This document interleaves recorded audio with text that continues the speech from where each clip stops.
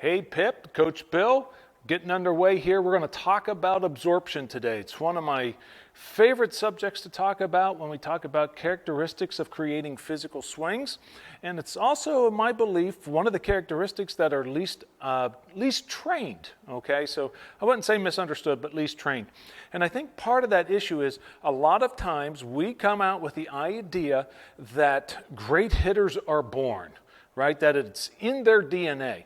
And although certainly there can be some predisposition to being able to turn quick and, having a little more fast twitch muscle than the average or having good eyesight and such, not necessarily always the truth. And yes, some kids get a head start, right, based on some parental experience and such. However, I think we can always make up for that, okay? And today I wanted to talk a little bit about what we're talking about. We've become talking about sweet spot awareness, and I believe a lot of the issues begin because most young hitters are unaware of where that barrel is, okay? So we're not quite comfortable with trusting how I turn, all right? And that becomes a little bit of an issue for us once we start throwing pitches to different areas and requires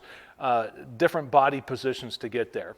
And again, as always, I would rather change my game plan than to change my physical swing. And so one of those characteristics then is to want to train the body in order to allow me to stay lead arm locked and get into positions where I can hit. And so some of the very simple drills that we can do, okay, as hitters or as coaches or parents, and one of the first ones, and unfortunately I didn't bring it in the cage here with me, but we're all pretty familiar with PVC pipe, and I like the idea of working the PVC. I'll work it off the front.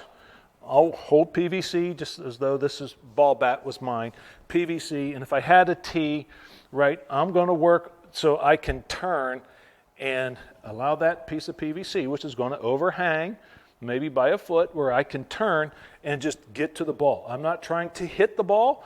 I'm just trying to get to that, to get to that position. Excuse me. I'm just trying to get to that position. And so what will happen is it's the feel that I want my hitters to create. I want them to feel this spine angle, right? I just want them to feel a different spine angle as opposed to up and in. All right, so get familiar with those things. And to do that, we love to do some contrasting types of swings around here. So a lot of times when we're trying to create sweet spot awareness, and then we'll marry these particular drills with some of the other stuff that we've done earlier.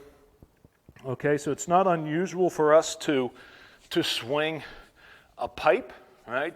Just a pipe. We knobbed it, taped it, capped it at the end, right? So that's exceptionally heavy. That's exceptionally heavy, and that's going to force a hitter to really fight for a good swing.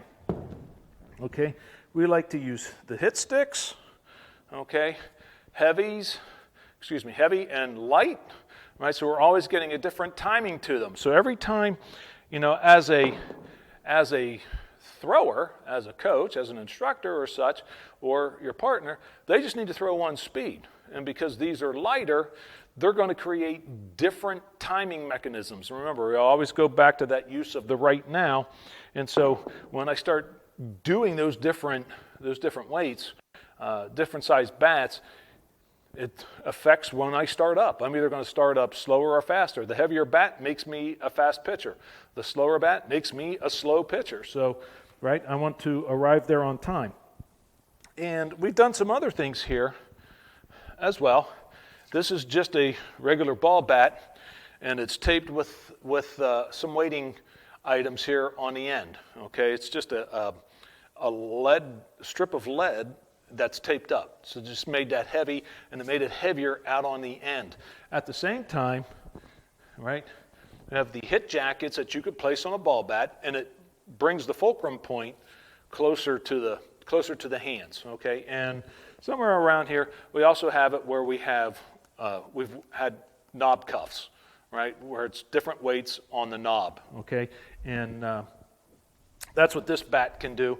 It takes several weights, and you can screw them into here as much as up to 16 ounces, okay? And typically, and it's adjustable, so 16, 10, 8, and 4 ounces go through here, okay? So anyhow, those items, okay?